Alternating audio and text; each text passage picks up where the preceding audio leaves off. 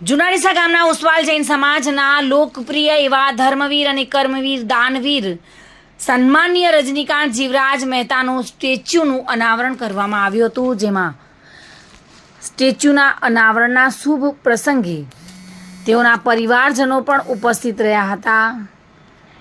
હિન્દુ સમાજના આગેવાન દિલીપભાઈ બ્રહ્મભટ્ટ, ગોવાભાઈ દેસાઈ, ગિરીશભાઈ વડિયા તથા મોટી સંખ્યામાં હિન્દુ મુસ્લિમ સમાજના લોકો ઉપસ્થિત રહ્યા હતા. મુસ્લિમ સમાજના આગેવાનો પણ ઉપસ્થિત રહ્યા હતા. મોટી સંખ્યામાં જુનાડીસા ગામના લોકોએ આ સ્ટેચ્યુ અનાવરણમાં ભાગ લીધો હતો.